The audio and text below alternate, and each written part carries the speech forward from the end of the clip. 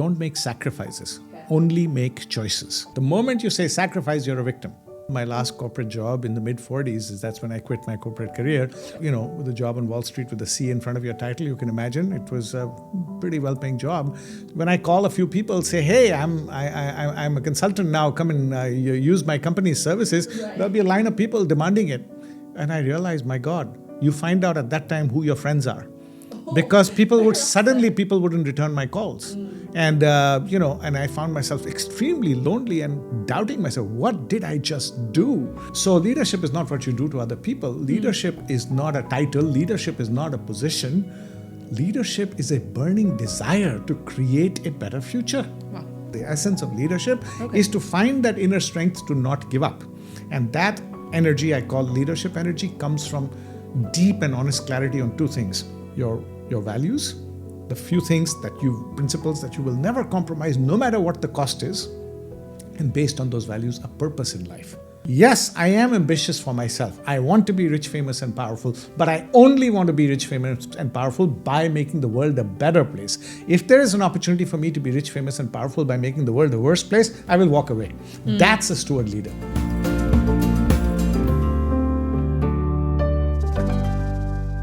Hi everyone, welcome back to More Than One Path, where we explore the journeys of people who are passionate to pursue lives and careers beyond what's defined. Now today, we're meeting with Rajeev Peshawaria, CEO of Stewardship Asia Center, and a well-known international author and speaker, also founder-president of the Leadership Energy Consulting. Rajeev's journey is a fascinating one, from the classic high-achievement corporate track to becoming one of the region's leading voices on value-driven leadership.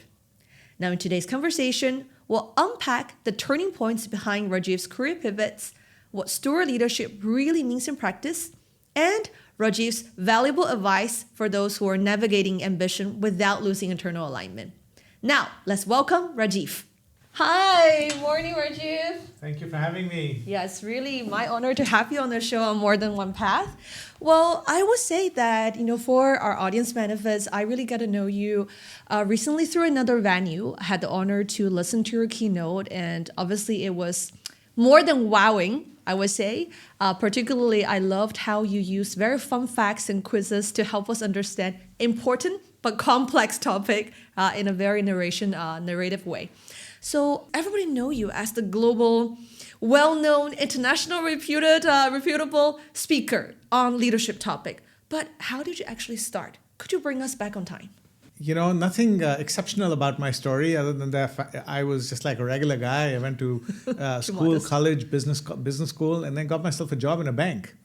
Back in the day, in the 80s, when now I'm aging myself, when I was coming out of college, it was not about what do you want to do. It was about getting a job that pays well. Because those were the days when we were all about financial stability and this, that, and the other. So banks paid well. So I got myself a job in a bank. And before I knew it, I was a currency trader.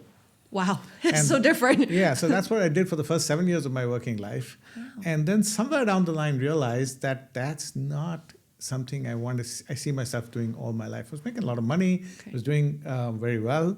It was a very exciting job. It was a very glamorous job. But somehow I wanted to do something a bit more meaningful. So that's where it started. And one place I found myself sort of accidentally was in the teaching space. So at the request of human resources in the bank that I worked, I started taking a few classes to educate and train colleagues on financial markets and things like that. So that's kind of how it started. And slowly I developed an interest in human psychology, in human behavior, and then started sort of pivoting towards studying leadership. And since then, that's what I've done for the last 25 years, study leadership. Well, you've made it a very smooth transition, but I assume that things are not as easy as you described today. Yeah, I mean, especially when you mentioned, I saw on a different podcast you did, whereby you think during that time of your careers, their stability is very important. So pivot to such as a individual or even founder, later on leadership consulting roles was rather challenging, I assume. Well, nothing worth doing is without challenges. That's for sure. And, especially those days when somebody said that they were going to quit a career in finance and move to HR, it was looked down upon. Oh, yeah. in those days. What are you doing? Career suicide? That's not something people like you do. But I was very disillusioned with the fact that young people were coming into the workforce, starry-eyed about we're going to change the world, we're going to do this, we're going to do that, only to be stuck under managers who didn't know themselves, leave alone how to manage other people and young people. I felt that a lot of potential was being lost, and I said we need to do something about it. So I developed that interest. I don't know how. And that's kind of how it started. And since I did not have a background or formal training in HR or in leadership, I had to start all over. Wow. So I read and read and read, observed, talked to a lot of people, and slowly developed my own content. Was leadership development a topic or like a subject expertise back then? Oh, yes. Or was it rather early? Oh, okay. Well, leadership is as old as the hills. So there's always been leadership, and there's always been leadership development. In the ancient years, it used to be apprenticeship. And then in the more modern corporate world, it was more sort of formal training, coaching, mentoring. So it's been around for a while. Well, looking back then for your own career, what would you say were the biggest trade-offs per se that you had to make? And in return, what was the most amazing surprise that you received? So the biggest trade-off would be that, if I'd continued to be in the world of financial markets, I would have made a lot more money. Oh, wow. Over a course of my career than Right. I would make in the field of leadership and human behavior. So the biggest dilemma for me was, even when I pivoted from financial markets and trading to human resources, and I was the head of talent and learning for a bunch of Fortune 50 companies, Okay. it was still all right. But then I made another pivot to quit altogether my corporate career and set up my own shop. Yeah. So those were the two pivots. And in both cases, the issue was, financial. Clearly, as you know, Wall Street traders make a pot of money, and I was doing incredibly well. My last corporate job in the mid-40s, that's when I quit my corporate career, okay. was Chief Talent Officer of Morgan Stanley. Right. And, with a job on Wall Street with a C in front of your title, you can imagine it was a pretty well-paying job. So I was having this spiritual awakening that I want to do something more meaningful in my life than just make money. But the dilemma was that, my family is used to a certain lifestyle. So just because I'm having a different kind of awakening, do I deprive them of the things that they're used to? And on a practical level, I had 2 kids in private school in New York City. Oh, wow. Still in private school. That was mortgages to pay and things like that. And you don't just walk away from your responsibility. So that was the biggest dilemma. So how do I do both? How did you tackle that? So how did you go through that period? I had decided that I didn't want to continue in the corporate world because the rat race of, okay, so you're at this level now, you've got to work towards the next promotion and the higher bonus and then the next promotion and a higher bonus. That's what life was all about.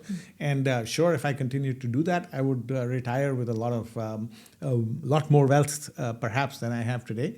But I had decided that that's not what I wanted to do. I needed more fulfillment in terms of the work that I was doing. This was hollow for me. And I decided that I was going to quit. But I didn't want to shirk from my responsibility towards my family. So I told myself, let's write a book. Oh. And if the book is successful, then I will find the courage to quit my job and hang a shingle outside my door. And I said, if the book doesn't go anywhere, then I won't do it because I can't do this to my family. So I spent the next 2 years while still on the job, waking up at 4:30 every morning and writing from 4:30 to 7:30, and then coming back in the evening and writing until midnight.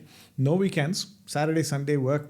Because you see, when you write for the first time, you're very slow. Today, I can churn out an article in an hour. I can write a book in 2 months. But the first book took me a year and a half to write. Wow. Because you learn how to write and get better over time. And did that, and then there was no guarantee that a good publisher was going to even take that book. But luckily, Simon & Schuster, one of the world's best publishers, bought the rights to the book.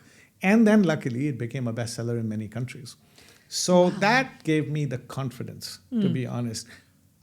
Maybe I can hang a shingle outside and become a consultant and redefine what it means to lead, and that's what the book was all about. It was called Too Many Bosses, Too Few Leaders, in which we challenged convention on leadership development and leadership as such, and said, let's offer a new way of thinking about this for companies that are investing in leadership development. So that's how it happened. Wow, amazing. That's a great takeaway. I mean, a quick tick maybe insertion here for mid-career professionals who are also, maybe equally as ambitious, right? How would they realize that maybe some struggles are just normal struggles versus real misalignment per se? Well, the first thing I think you have to do is to listen to yourself. And for me, that calling was there for a long time. I knew I didn't want to continue in finance because I found that pretty pointless. And with due respect to my friends and colleagues in the financial circle, they do a great job and they play an important role in society. It wasn't for me. I had no idea what, though. And that's where the listening comes in. And when I found myself taking classes every now and then to teach my colleagues, I found that I was having a lot of fun. And to be honest, the then head of HR came to me one day. I said, listen, you're missing your calling in life. You're very good at this. Oh, yeah. Do you want to consider moving into my department and do this for a living? Wow. Initially, I laughed and I said, no way. But then when I thought about it long and hard, I said, well, actually, I've never been happier. I've worked so hard at making these presentations and these lessons so as best as I can make them. And I've worked through nights and things that I didn't even realize. I lost track of time. This is fun. This is satisfying. And the feedback was very, very encouraging. So then the question was the financial reality. And well, my own experience is, for what it's worth, I know it's going to sound trite, but it is once you make up your mind you want to do something, where there is a will, there is a way. And that's what it was. Wow. And you had to look at it, I had to look at it very practically. So I said, okay, that's the trade-off. If I am able to write something that is what people are willing to buy, maybe then there is something in there. If not, I won't do it. Wow. You know, in Asian context, often you hear your peers and whatever pressure and wherever the channels of pressure comes from, right? You hear the fact that, oh, you just have to, like, I don't want to use the bad word, but really suck it up, right? Until you make it, until you make a position in the industry. Do you think that had you not taken that first maybe 10 over years of your career in developing a corporate job, things would have been more difficult or different? I don't know. You see, it was a little bit unusual because people don't leave a high-paying finance job to get into the area that I got into. So I had a lot of naysayers. Are you crazy? What are you doing to yourself? And I also thought that because I had a big honcho career with a title with a C in front of it in a big global company, that when I call a few people, say, hey, I'm a consultant now, come and use my company's services, there'll be a line of people demanding it. And I realized, my God, you find out at that time who your friends are. Because people wouldn't return my calls. And and I found myself extremely lonely and doubting myself. What did I just do? I had it all going and I just walked away from it. I mean, because the rejections, the ghosting that happens when you start out afresh in a new field, my God, it was scary. And again, the learning there is that you got to stick it out for 2 years. Yeah. And I literally sucked it up and just kept calling, kept looking for opportunities until the first couple of opportunities came about. Right. And then because the content was so different, because the approach was so different. And I had told myself right from the beginning, if I am going to succeed in this heavily overcrowded market, what I have to say and the content has to be very, very refreshing, very, very different. Otherwise, why would anybody come? Absolutely. So I had to literally build up from scratch. So the long-winded answer to your question, did the corporate career help? Well, it helped in gaining maturity, but it didn't help me in getting any business or in getting started all over again. That was a real hard struggle. Interesting. Now, speaking about the theories that you managed to develop over the years, I wonder, how did you, because now looking at the systems of teaching or ethos around steward leadership, my perspective is it's a rather mature approach and system. You've got various concepts around sustainability, you've got positive autocracy, human energy, all the surrounding concepts that builds and supports together the main theories. My wonder is, how do you actually develop? So there's a chronology to it. Yeah. So when I was getting frustrated with the fact that, a lot of managers literally crush the hopes and aspirations of young people, they just don't know how to manage themselves, leave alone manage somebody else. And there's like volumes and volumes already written about leadership. It's not a new field. More books are published on leadership than any other topic. It's crazy. Why is it that good leadership is so rare? And I realized that what most of the literature on leadership was all about was not leadership at all. It was about management. Okay, tell us more. That, we teach people how to do a strategic plan, how to do time management, how to give feedback, and how to coach, and how to do problem solving. And all these are task-related management things. Leadership is none of that stuff. You ask anybody in the world, what is leadership? And the most common answer you will get is leadership is the act of coaching, guiding, inspiring, motivating, directing, thising or thating people towards achieving some common goals. Right. In other words, leadership is seen as something you do to other people. And that's a huge fallacy. Oh, okay. Because you look at the best names of leadership in the last century, for example, Gandhi, Mandela, Martin Luther King Jr., they didn't do anything to anybody. Whatever they did to themselves. And because of the way they presented their life, others followed them. So leadership is not what you do to other people. Leadership is not a title. Leadership is not a position. Leadership is a burning desire to create a better future. Wow. Very well So that's said. what I realized. And you start looking at people who've created better futures. They did so against all odds. Mandela was in prison for 27 years and he still didn't give up.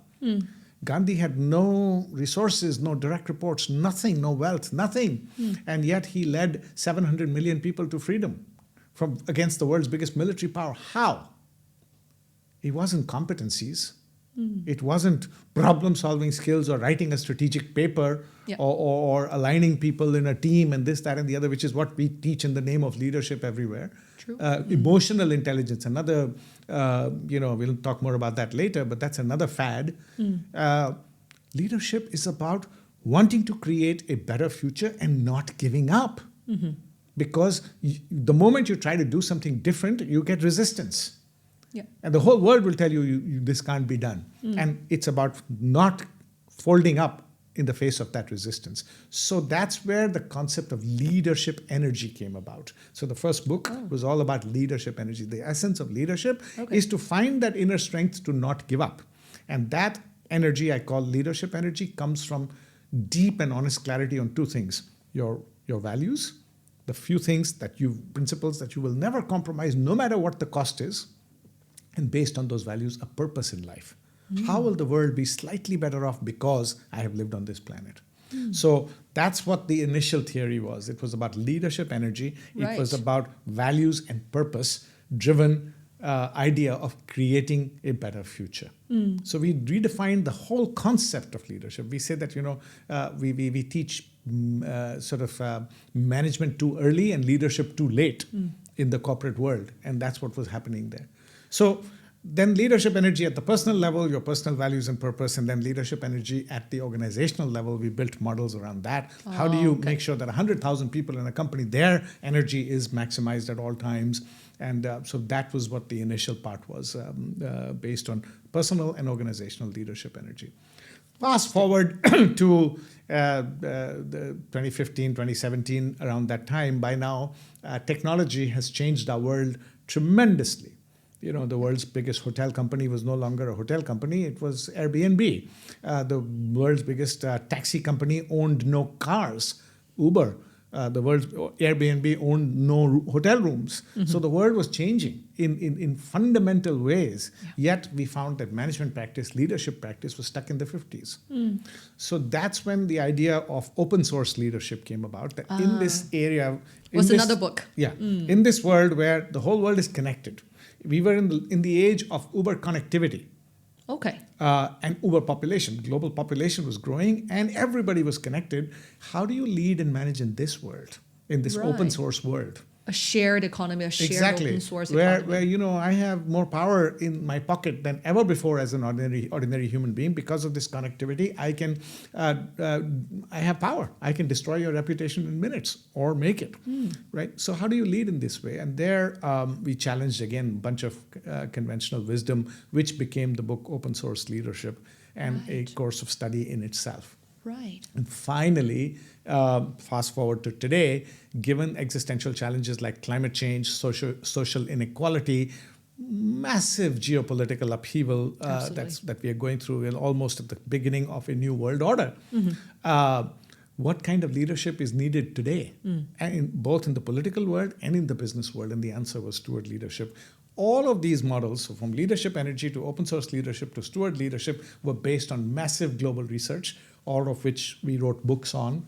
Wow. And that's the body of knowledge now that we, and the underlying effort through all of this was that it will be 100% practical.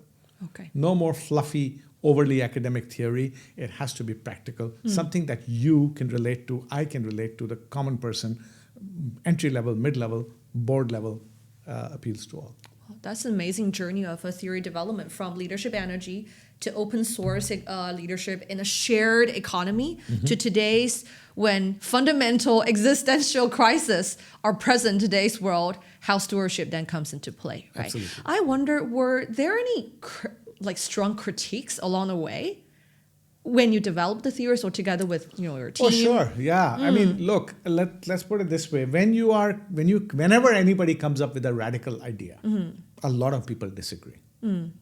And especially when it comes to steward leadership, it's hard. Oh. Steward leadership requires you to create not just a better future for yourself or for your shareholder, but for the whole world.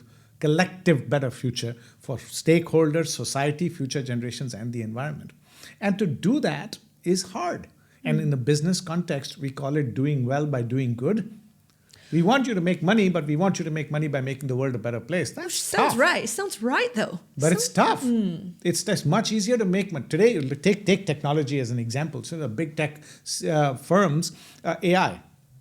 Now they're putting AI to work in ways which are harmful to society. But it's going to make them a lot of money. OpenAI, for example, started out as a company that was open AI, meaning it was Now it's for closed. everybody. Now it's closed. Now it's closed. They should change the name to closed AI, right? Initially, they said we will never, ever allow our technology to use for war and defense. They quietly changed that because they realized that, one of the biggest uses of it is going to be in defense and in warfare. Most recently, Sam Altman said that, we're going to treat adults like adults and allow AI to be used for pornography.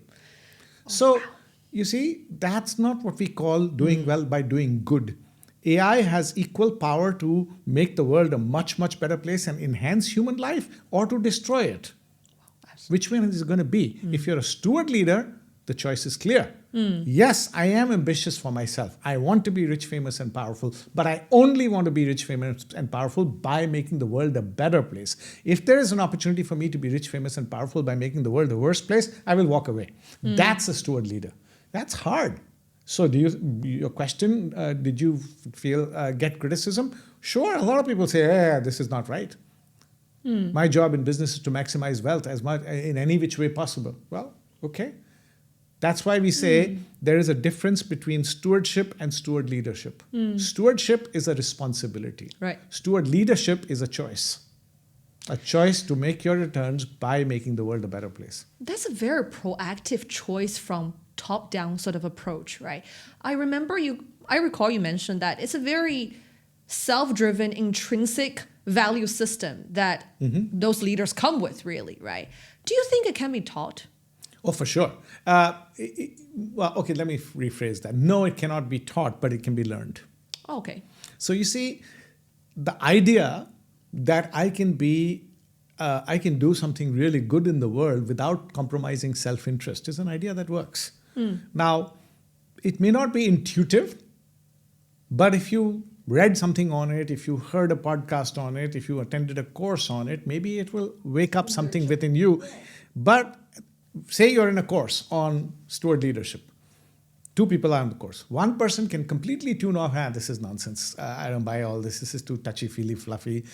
And the second person say, whoa, you know what? This is really good. My children will be proud of me if I did something like this. So it depends. It's about waking up. Some people wake up and some don't. So it can be learned, but it cannot be taught in that sense. I was going to say that, the waking up, the whole concept of waking up or having that spiritual awakening, right? That already, putting everybody as an equal individual, that already is difficult on a larger population, let alone on a small portion of leadership, right? So in practice, how have you been approaching this nurturing or cultivation? So there's 2 things I'll say here. One is that, we try to make whatever we offer to the audience as experiential as possible. Okay. Minimize lectures, minimize one-way lectures. Right. Give them experiences. Take them out. into the field and experience things, get them to do activities that will get them to question their inner self. Their relationships with one another, their relationship with the world, more in an experiential, in a simulation kind of way. Right. And then if we give them any content to read or to listen to, it has to be powerful, it has to be practical. That's one. Okay. And that's how we try to get in as many as we possibly can. But we are also realists. We realize that like in everything else, with steward leadership, it'll always, the 80-20 rule will apply. Okay, yeah. Not everybody is going to buy into this, because this requires a much higher level of discipline, effort, and commitment on your part. And most of us are not, I don't want to say lazy, but we like the least effort, right? And so most people choose the route with the least effort. So only 20% of the people will actually choose steward leadership. Yeah. And that's great, because that 20% will change the world. And with every other walk of life, the 80-20 rule applies. Right, right. Well, in practice, like if we bring steward leadership on the day-to-day operations and practice, what's been your observation? Where does it break really? Let's say, for example, short-term reward versus long-term. Like I said, it takes inner strength. And there's a lot of short-term pressures, especially in publicly traded companies where the focus is on quarterly earnings. Yeah. Right? Whereas real steward leaders take a longer-term view. They do not look at every quarter, ups and downs of every quarter. They've decided that over time we are going to make our returns, and it's going to be steady, and that requires courage. 2 bad quarters and people start to lose hope, and then market starts to dump you, and then suddenly you say, this is not right in this, that, and the other.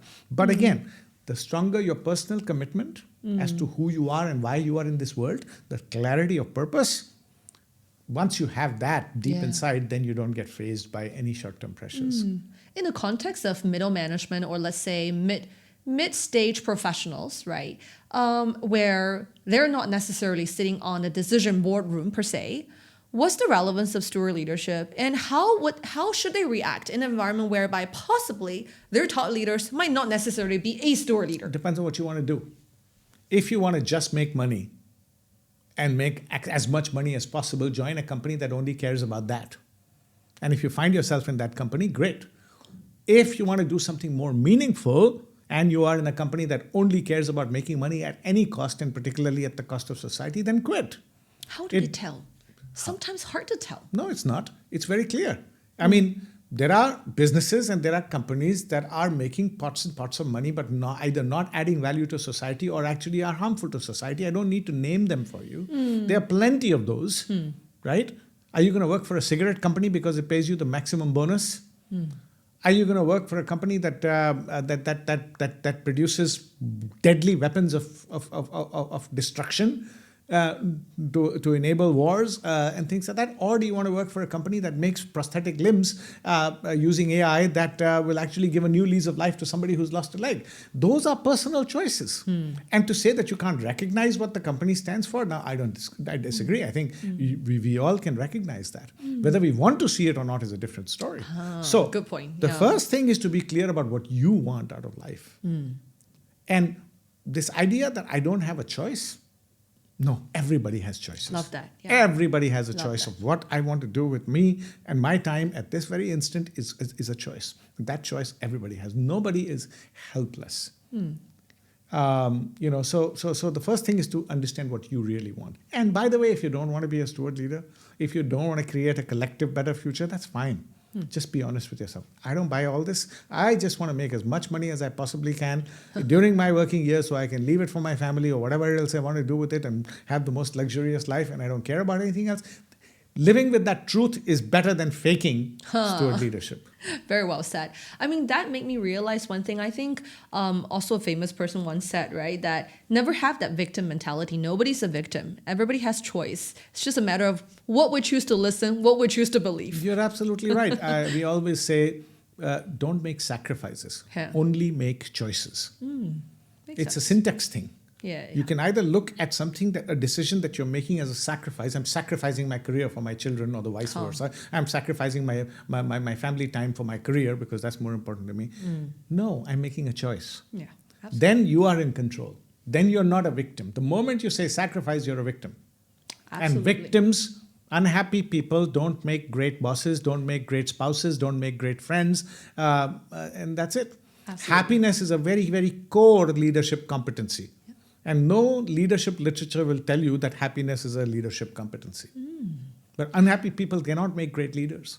That's such a great statement, actually. Happy leaders, happy being, first of all, is a fundamental for making a great leader. If you cannot learn to make yourself happy, if you cannot control your own happiness, how are you ever going to lead another human being or do anything positive in the world? When you can't even take care of your own, how you feel. You're a victim, unhappy person.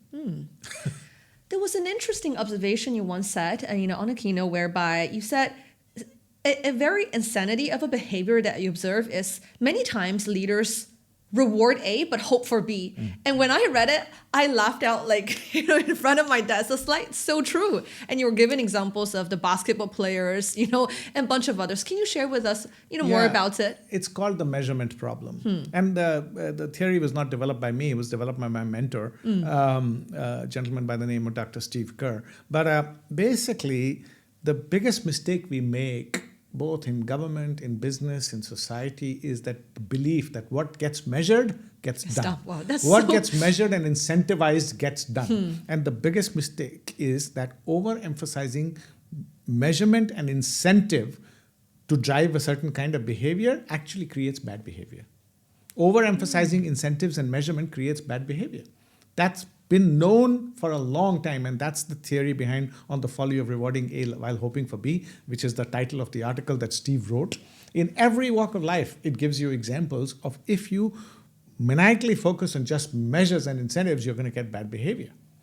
And today, with all the greenwashing going on in the name of sustainability, is exactly that, because ESG, the framework for measuring sustainable behavior by companies, has been reduced to a measurement mechanism. So people are putting all kinds of things into it, and that's what greenwashing is all about. Because CEOs are being held accountable for the sustainability strategies of their companies and the carbon emissions and this, that, and the other. And when my bonus depends on how green my company is, I'm going to fudge the numbers. So that's what happens. On the folly of rewarding A while hoping for B, you have to be very careful. How are you measuring? What are you measuring? And what the underlying purpose is. But the moment something is reduced to just a number, bad behavior is going to happen. My question is, if it is so clear that often when we reward for A, the result is B, why do leaders continue doing that? Why can't they just change and maybe have a more holistic so-called measurement system? Search me. It's counterintuitive. This is the problem, because the management and leadership theory is just so outdated. And we are refusing to recognize that. We live in a fundamentally changed world, but we are using concepts from the 1950s. These ideas of putting a metric on everything started in the industrial age. Right. It was before Peter Drucker, there was another management guru called Frederick Taylor, whose philosophy, he was during the time when the assembly line and the Model T and all that was started, right, in the early 1900s. Taylor's philosophy was that human beings are essentially lazy, and if you really want to get productivity, you need to control them and you need to measure them. Hence, they started punch cards in factories, that punch in, punch out. They started management by objectives. So you got to produce 27 widgets per hour, otherwise your performance will be considered bad. That was the way to control human resources. Right. Well, when the world has moved from mechanical to digital, from in-person to remote, control doesn't work anymore. And also from controlled environment and controlled outputs to creativity, where creativity is how do you measure the output by controlling behaviors, and how do you have creativity by doing that? You bet. One of my other pet peeves is this idea that you'll see so many books on innovation. And every book on innovation, here's my 5 steps to innovation. Here's my 7 steps to innovation. Here's my 9-step formula to innovation. If only innovation was so easy that I would read a book and apply the 5 steps, 1, 2, 3, 4, 5, and voila, I've come up with innovative products and services. No, innovation is a messy process. Innovation is you get the best ideas at the times when you're not even thinking about them. Absolutely. You have to be maniacal about it day in, day out. And I want to do something better. I want to do something better. And you keep questioning. And then eventually the idea comes. And then you try the idea. You pilot something. You pivot some 100 times. You learn as you go. That's how innovation happens. There's no formula, fixed process to innovation. But we are fixated with this linearity of learning where put a number, give some incentive, and show them the process. But the process works in a factory setting where production process is very straightforward. Step 1, step 2, step 3, step 4, 5. Creativity cannot be like that. Creativity by its nature is messy. Interesting. Very interesting. Well, in terms of the ESG concept, my little observation is just because exactly like you said, governance and regulations obviously are necessary, but like you said, they're not the only catalyst or not the only measurement, so to say, that needs to be put in place. Then the question is, what is, right? Of course, steward leadership is one answer, but specifically, what is then? So there's two parts to this equation. One is we need to minimize harm. Yeah, right. Right? That we cannot have more carbon emissions going into the atmosphere. So we have to minimize the harm. Yeah. We cannot have people doing things that are detrimental to society that will increase social inequality and all those other societal problems. Yeah. So, and 80% of the people don't care about steward leadership. We said that earlier. And for those 80%, we need regulation. We need incentives. We need cheaper capital and those kinds of things. But that's all going to just minimize harm. So the 80% don't make it much, much worse. Right. That if you do worse than this, we will put you in jail or we will fine you. Then the other part of the equation is how do we tackle climate change? How do we solve for inequality? And how do we solve for today's big, hairy existential challenges? For that, you need the 20% of the people who will take steward leadership, who take it upon themselves that the purpose of my life is to solve something. Right. I didn't come here just to make money. I came here to be successful, yes, but to also make it better for humanity as a whole. And only 20%. Those are the ones who will make 80% of the difference. Whereas regulation, incentives, etc., is for the 80% who will not buy into any of this because they are taking the path of least effort. So both are important, but let's be clear, incentives and regulation are not enough to get the change that we need to see in the world today. Right. Well, another thing is environment, I believe, seems to be quite overly addressed. I mean, whether it's innovation, mechanics, maybe because it's easier to be measured, so to say, right? The social part, however, on the ESG equation seems to be, I wouldn't say overlooked, but we're not really seeing so many of, if I should say, yes, breathtaking, approaches. Yeah, so, right? so the E has clearly won over S in terms of the decibel level. But and this idea that E can be measured more easily than S, I'm not so sure about that. There are lots of measures there, yes, for sure. Okay. ppm and this, that, and the other, and all that. But how accurate and how correct is a whole different story. What we normally say is that look, steward leadership is about creating a collective better future. Now you can choose your domain. You want to focus on the environment and climate because that's what you're passionate on, do that. You want to focus on poverty, focus on that. You want to focus on hunger, focus on that. You want to focus on geopolitical or social tensions across the globe, you focus on that. Pick an area. Oh, yeah. And don't try to do everything. There are 17 Sustainable Development Goals of the United Nations. Don't try to do something on all 17. Pick one, maybe two, and go deep rather than broad. Okay. Could you share with us maybe one or two examples on how steward leadership approach has been applied and how does actually generate maybe superior return or actually achieving long-term growth? Yeah, so we have an award called SL25, Steward Leadership 25, where every year we ask organizations, if you are profitably solving an environmental or a social problem, nominate yourself, and the best 25 from across Asia Pacific get an award in October every year. And then we write up case studies and we publicize them in every format as we possibly can.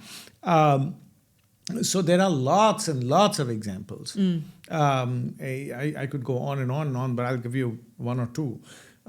So there was this engineer working for a big tech firm in India. And he was one day, he had a friend visiting him from Europe, and they were sitting on the banks of the river Ganges, and they noticed that hundreds of tons of flowers from yesterday or day before Okay. were being dumped, floral waste was being dumped into the river Ganges. Okay. And that was polluting the river in big time. And as these flowers float on the water and sink in there, they become carcinogenic, and it's considered the holy river in India for Hindus who take a dip in it to wash their sins and even drink the water to cleanse themselves, etc. So the European friend asked, well, if this is your holy river, why is it so filthy? So this kid, 32-year-old, couldn't sleep at night. And he had a very big, high-paying job. He had lots of patents to his name and lots of research papers. He was a brilliant engineer, computer science. He said, I got to solve this. So he quit his job. And he researched for 6 months and came up with ideas. First, he said, let me make compost out of these flowers. But the cost of making the compost was more than what he could sell it for. Then he came up with this idea, and he employed thousands of rural women with no education whatsoever, who otherwise had no existence, leave alone a job, to collect these flowers, bring them to a facility instead of dumping them in the river, and created incense products out of them. 100% vegan, 100% organic incense products. They started selling them, and that product became a huge hit because people knew that it was not only solving an environmental problem, but was also solving a social problem. For the first time, these women had debit cards, had bank accounts. Amazing. Lovely. Then he says, okay, incense is only a $2 billion a year market. I need to do more than that. He's now found a way to create something called fleather. Leather made out of flowers.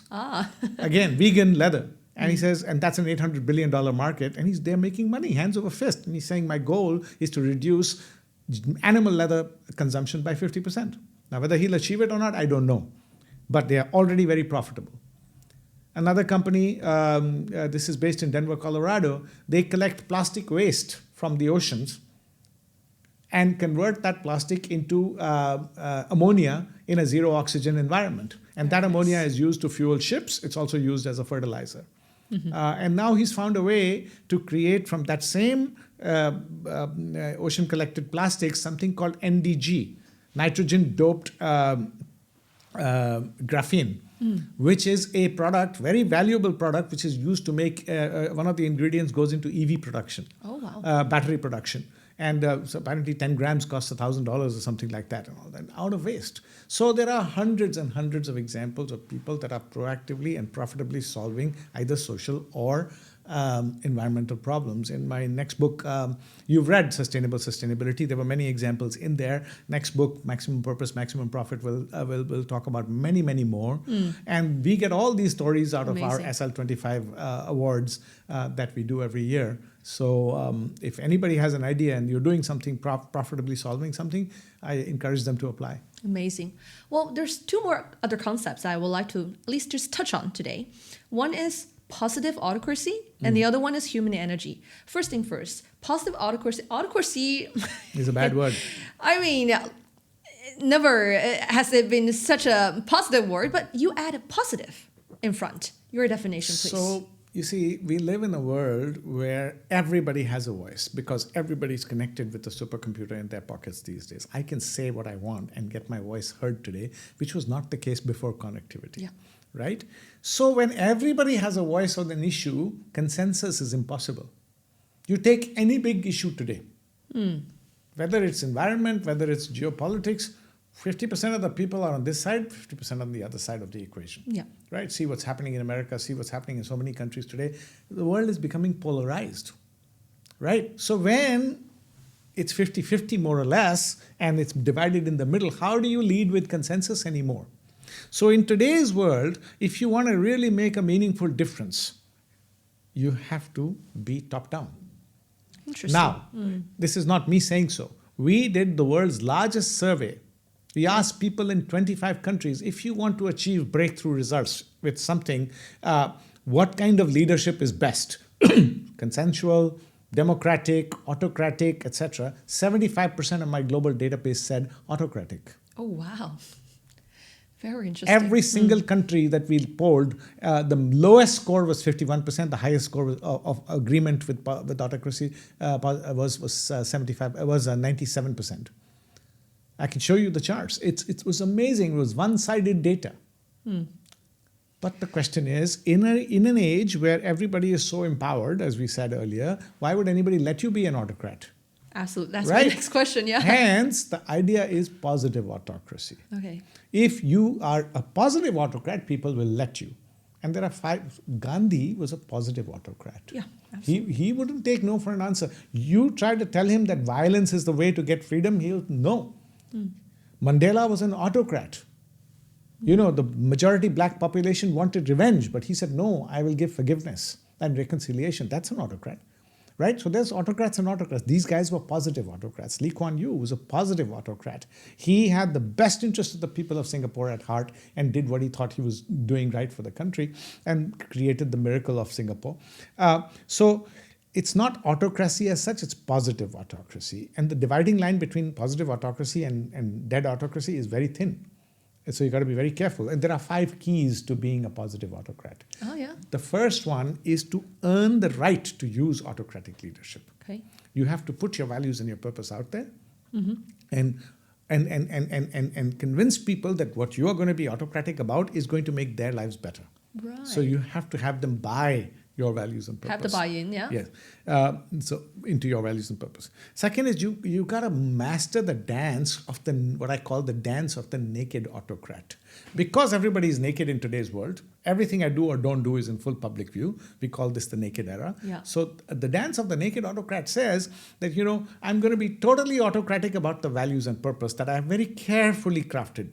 But at the same time, I'm going to be 100% compassionate and empathetic towards people.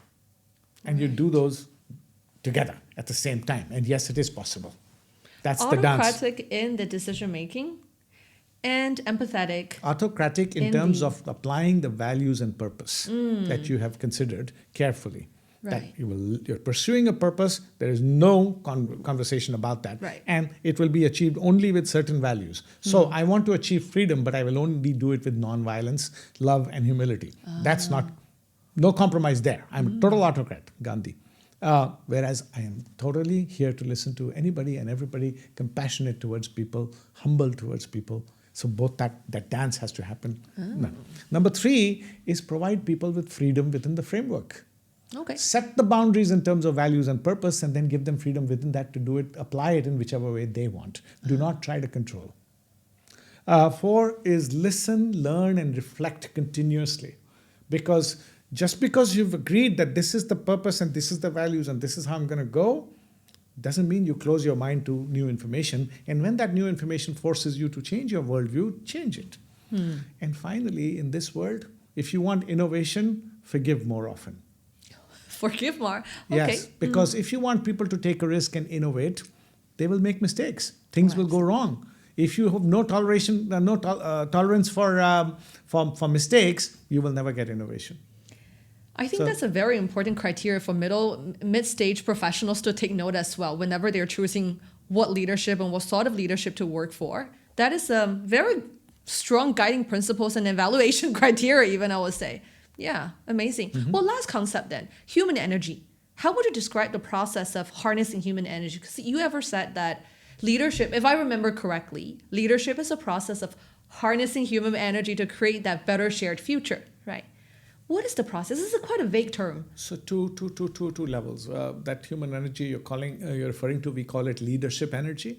Okay. So leadership energy at the personal level and leadership energy at the group level. So at the personal level, how do I... So see, whatever I want to achieve in life, there's going to be resistance, there's going to be challenges, there's going to be obstacles, right? And this energy is all about not giving up in the face of that resistance and those challenges. How do I fortify myself that come what may, I will not give up? That comes from 2 sources, as I mentioned earlier. Deep and honest clarity about the values that I will never compromise no matter what happens. Yes, I want freedom, but I will never resort to violence. Yes, I want freedom, but I will never deviate from the truth. Whatever those values are. Yeah. So in the case of Mandela, when he chose forgiveness over revenge, he lost his wife and daughter. They left him because they thought he was being unfair to the black people of South Africa. But he said, no, my family is not 2 people, my family is 44 million people. So what are those 3, 4, 5 values that you will never compromise no matter what? And based on those values, what is your purpose in life? And whatever happens, you don't give up. Once you get clarity on those 2 things. But that clarity must be based on total honesty. Emotional integrity before emotional intelligence. Emotional integrity is looking in the mirror and admitting to yourself what you really want without thinking about everything else. So that's the personal leadership energy, that you have to be totally honest about your values and purpose and be prepared to live those values even if it means harm to you and your loved ones. Once you get that, you will never give up on anything. And secondly, energy at the organization level, at the group level. And there are 3 parts to that, which is a bit more tactical, if you will. I call it brains, bones, and nerves. Brains, bones, and nerves. Okay. The brain of a business is the purpose, vision, and strategy. Okay. Or of a government for that matter, right? What is that? Is that clear to everybody? The bones is the people, the process, and the structure. Is it bureaucratic? Is it nimble? All those things we were talking about earlier. Is it just about numbers or is it about meaningful stuff? And nerves is the culture. Right. Of the organization. Do people actually believe and practice the values, or are the values only posters on the wall? So at the personal level, values are my values, my purpose. At the organizational levels, organization purpose and organization values, but in the middle is execution, which is the bones part. So that's how you manage energy, leadership energy. And as I said, that was the early part of my theory development on. I hate to call it theory development on the development of the leadership ideas from the first book to now. Yeah. Well, last 2 questions to wrap up today's session. Thank you very much for the lovely sharing so far. We've learned so much. Now, bring back to our potential audience in the middle management, potentially some senior management as well, whereby the whole concept of steward leadership, bring it to like today's context where you can say that so many uncertainties are happening, right? AI is changing the world. Gen Z is coming into the workplace.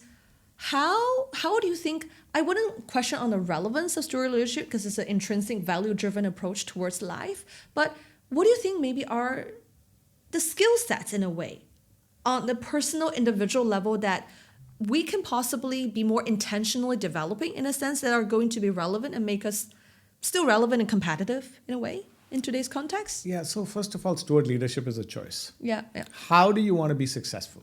How do you want to be happy? Do you want to be happy and successful by making money at any cost? Or do you want to make money and be happy by creating a collective better future? So first of all, be very clear to yourself what you want. Don't fake it. It's not for everybody, and if it's not for you, it's fine. It's perfectly fine. Do not try it if it's not for you. And then if you believe that that's what you want to do, then you've got to believe in certain values. And you have to have a purpose. First of all, you have to pursue a purpose that creates that collective better future, but on certain values. For example, the biggest basis of steward leadership is this idea of interdependence. You have to believe that my success is intertwined with that of others. The more I give, the more I will receive. If you don't believe in interdependence, you don't believe in steward leadership. That is on the value side. How about the skill sets wise? Let's say, for example, we talk about resilience over and over. Yeah.